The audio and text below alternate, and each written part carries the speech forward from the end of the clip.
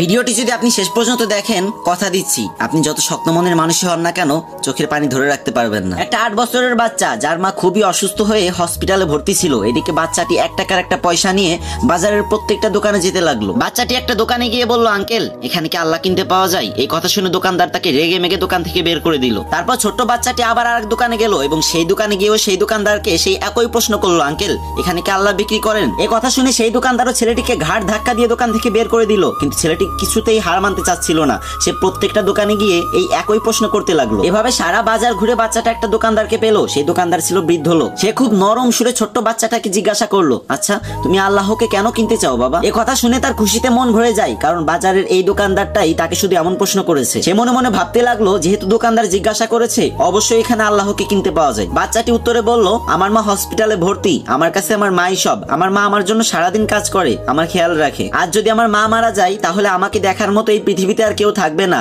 Doctor বলেছে একমাত্র আল্লাহ তাআলাই তোর মাকে বাঁচাতে পারে, তোর মার শ্বাস ফেরাতে পারে। আপনার এখানে তো নিশ্চয়ই আল্লাহকে কিনতে পাওয়া যায়, তাই না? যাকে দিয়ে আমি আমার মাকে বাঁচাবো। তখন দোকানদার বলল, হ্যাঁ অবশ্যই এখানে আল্লাহ পাওয়া যায়, কিন্তু তোমার কাছে কত টাকা আছে? তুমি আল্লাহকে কিনতে পারবে? তখন বাচ্চাটি খুশি হয়ে বলল, এই তো আমার কাছে 1 টাকা আছে। তখন দোকানদার বাচ্চাটির হাত থেকে 1 টাকার পয়সাটা নিয়ে বলল, আরে আমার এখানে তো 1 টাকা দিয়েই আল্লাহকে পাওয়া যায়। দোকানদার ছেলেটিকে 1 বোতল পানি দিয়ে বলল, এটা আল্লাহর দেয়া পবিত্র পানি, এটা তুমি তোমার মাকে খাওয়াবে, দেখবে তোমার মা একদম সুস্থ হয়ে যাবে। কিন্তু এতটুকু পানিতে যদি না হয় তাহলে আমি পরবর্তীতে এর থেকে অনেক বেশি পানি পাঠিয়ে দেবো। আচ্ছা তুমি কি আমাকে হসপিটালের ঠিকানাটা বলতে পারবে? বাচ্চাটা খুব খুশি হয়ে হসপিটালের নাম আর ঠিকানাটা দোকানদারকে দিয়ে দিল। পরদিন বাচ্চাটির মাকে আইসিইউতে ভর্তি করা হলো। 7 দিন পরে বাচ্চাটির মা একদম সুস্থ হয়ে গেল। কিন্তু হসপিটালের বিল দেখে তার চোখে পানি চলে আসলো, কারণ এত টাকা দেওয়ার মতো সামর্থ্য সেই গরিব মায়ের ছিল না। তখন একটা স্টাফ এসে তাকে বলল, আপনি চিন্তা করবেন না, আপনার বিল তো একজন বয়স্ক লোক দিয়ে গেছে, সাথে একটা চিঠিও দিয়ে গেছে। চিঠিতে লেখা ছিল, আমাকে খুঁজে ধন্যবাদ দেওয়ার কোনো প্রয়োজন নেই, যদি ধন্যবাদ দিতেই হয় তাহলে আপনার ওই অবুঝ বাচ্চাটাকে দেন, যে কিনা 1 টাকা দিয়ে মাকে বাঁচানোর জন্য